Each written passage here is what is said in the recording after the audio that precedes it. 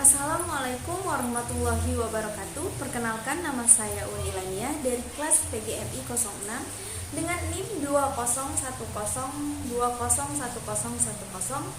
Prodi Pendidikan Guru Madrasah Ibtidaiyah, Fakultas Ilmu Tarbiyah dan Keguruan UIN Raden Patah Palembang. Baiklah, di sini kami dari kelompok 3 akan menyampaikan sebuah materi mengenai media pembelajaran. Nah, media pembelajaran itu sendiri memiliki pengertian. Media pembelajaran adalah alat bantu pembelajaran dengan maksud untuk menyampaikan pesan atau informasi kepada peserta didik yang akan disampaikan oleh pengajar kepada peserta didik. Nah, media pembelajaran meliputi segala sesuatu yang ada di lingkungan sekitar yang mampu berinteraksi dan membantu proses belajar mengajar.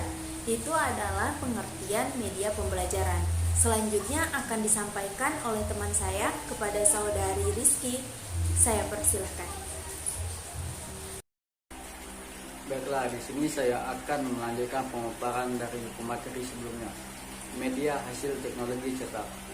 Media hasil teknologi cetak adalah media visual yang pembuatannya melalui proses percetakan atau printing. Adapun ciri-cirinya: 1. Teks dibaca secara linter, sedangkan visual diamati berdasarkan ruang. Kedua, baik teks maupun visual, keduanya menampilkan komunikasi satu arah dan reseptif. Dan yang ketiga, teks dan visual disampaikan dengan statis. Adapun kelebihan dan kekurangan. Kelebihannya antara lain: 1. Dapat menyampaikan pesan atau informasi dalam jumlah yang banyak.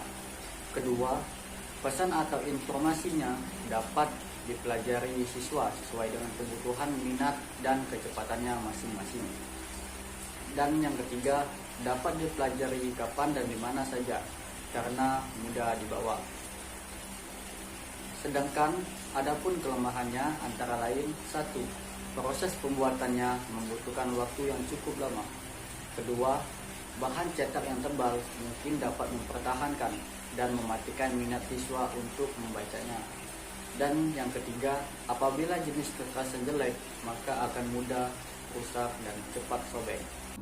Assalamualaikum warahmatullahi wabarakatuh. Perkenalkan, nama saya Adelia Nur Sakinah dengan NIM 2010-2010-03. Di sini saya akan menjelaskan materi selanjutnya tentang media audiovisual. Media audiovisual. Dari namanya kita bisa mengetahui media ini terdiri dari dua unsur, yaitu unsur suara atau audio dan unsur gambar atau visual. Jenis media pembelajaran audiovisual merupakan media yang bisa kita dengar dan kita lihat secara bersamaan karena mampu menampilkan suara beserta gambar dari satu sumber.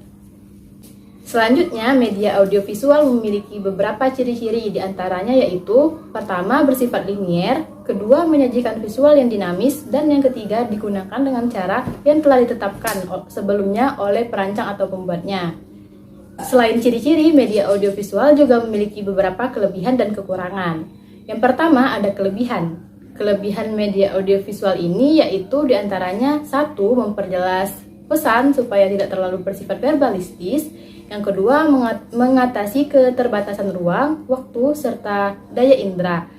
Nah, yang selanjutnya yang kedua ada kekurangan. Kekurangan media audiovisual yaitu: 1. Tidak dapat digunakan di mana saja, kapan saja, sebab media audiovisual ini cenderung berada tetap di tempat. Yang kedua, biaya pengadaan media audiovisual ini juga relatif mahal. Dan yang ketiga, apabila guru tidak dapat berpartisipasi aktif, maka siswa akan cenderung menikmati visualisasi dan suaranya saja.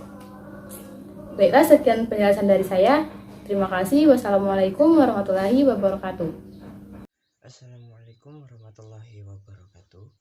Perkenalkan, nama saya Muhammad Alfilda Pratama dengan NIM 2020-2011-27.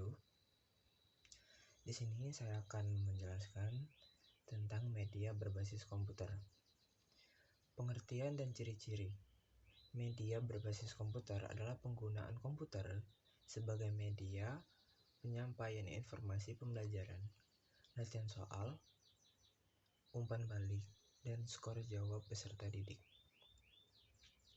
Ciri-ciri media berbasis komputer yaitu 1. Sesuai dengan tujuan pembelajaran.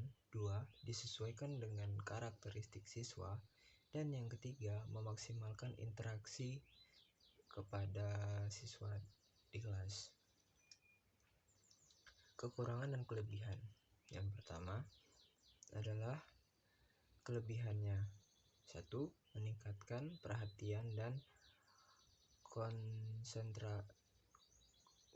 konsentrasi serta aktivasi siswa.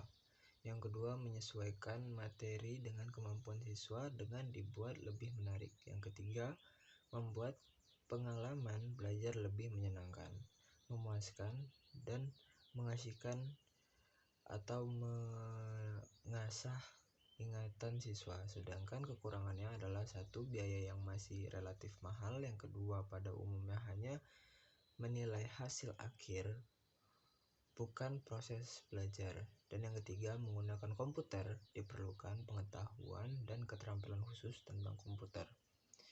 Sekian penjelasan dari kelompok kami. Saya akhiri. Assalamualaikum warahmatullahi wabarakatuh.